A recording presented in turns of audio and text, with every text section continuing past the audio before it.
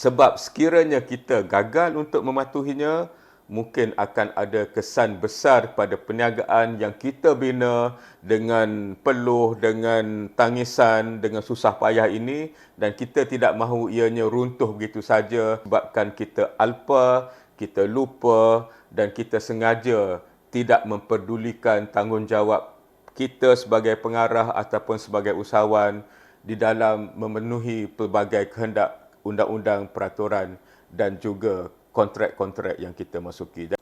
Bismillahirrahmanirrahim. Assalamualaikum warahmatullahi taala wabarakatuh.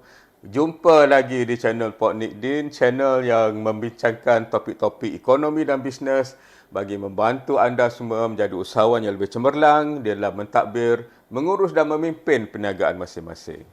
Jangan abaikan undang-undang, peraturan dan juga kontrak-kontrak.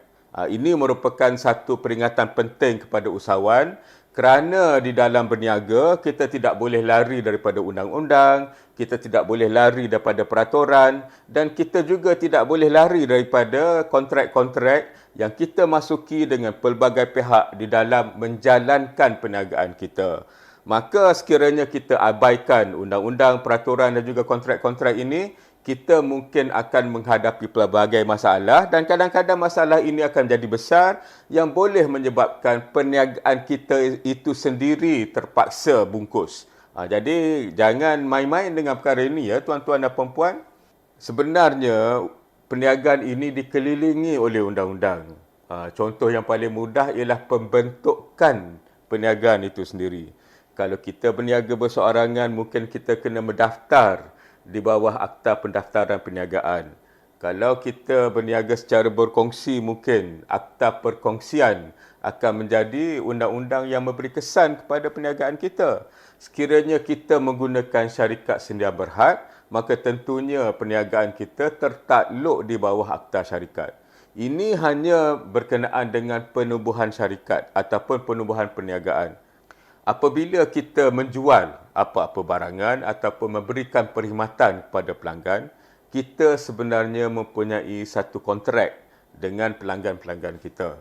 Kadang-kadang kita tak sedar bahawa kontrak itu ada memberikan tanggungjawab kepada kita dan hak kepada pelanggan.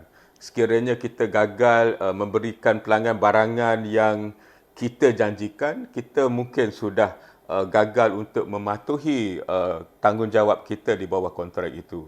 Sekiranya dengan menggunakan barangan kita, pelanggan menghadapi kerumitan, kerugian, mereka ada hak untuk menyaman kita pula. Ini semua ada peruntukan undang-undangnya. Malah sekiranya barangan yang kita jual itu tidak memenuhi ciri-ciri ataupun deskripsi seperti mana yang telah kita iklankan kepada pelanggan, seperti mana yang kita yakinkan pelanggan, kita juga mungkin telah melanggar undang-undang berkenaan dengan perihal dagangan. Jadi banyak perkara yang kita buat ni diselubungi oleh undang-undang. Kalau kita membuat keuntungan pula, ada Akta Cukai.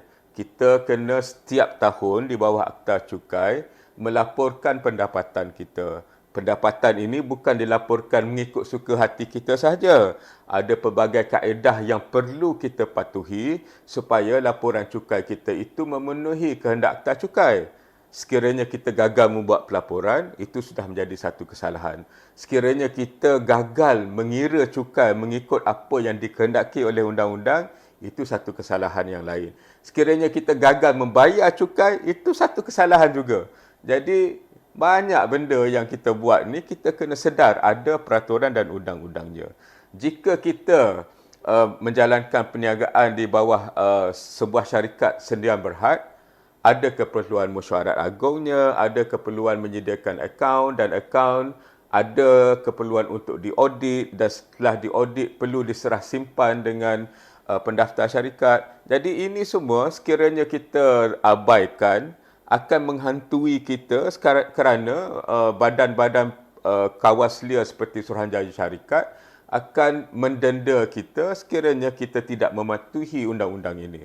Kalau kita nak pergi ke bank mendapatkan pembiayaan, kita akan ada kontrak dengan bank. Maknanya kita kena bayar balik pembiayaan bank mengikut jadual-jadual yang telah ditetapkan, dan sekiranya kita gagal, bank boleh mengambil pelbagai tindakan termasuk menggulung perniagaan kita, ya. Jadi kita tidak boleh lari daripada mengetahui tentang kehendak undang-undang, kita tidak boleh lari daripada mematuhi kehendak undang-undang, dan ini perlu kepada kesedaran, perancangan dan pematuhan yang teliti.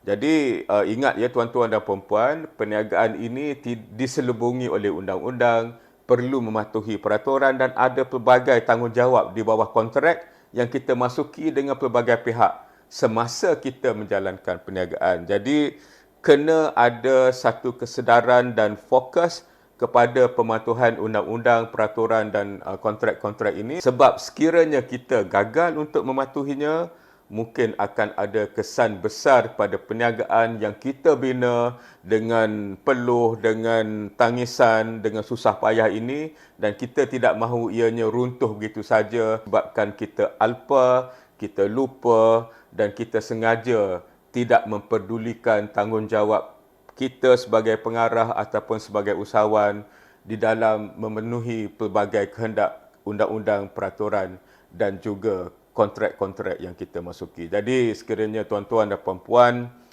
mendapat manfaat daripada video-video yang dikongsikan di channel Pak Niddin ini, kongsikan video-video kami dengan rakan-rakan usahawan anda yang lain. Kita nak mensebar luaskan lagi ilmu-ilmu berkenaan dengan ekonomi dan bisnes bagi menjadikan keusahawanan di negara kita, keusahawanan berasaskan ilmu dan fakta yang membantu usahawan-usahawan membuat tindakan-tindakan yang betul di dalam perniagaan masing-masing untuk memperkukuhkan perniagaan dan menjadikan perniagaan anda semua lestari. Sekian, wabillahi taufiq wal hidayah. Assalamualaikum warahmatullahi taala wabarakatuh.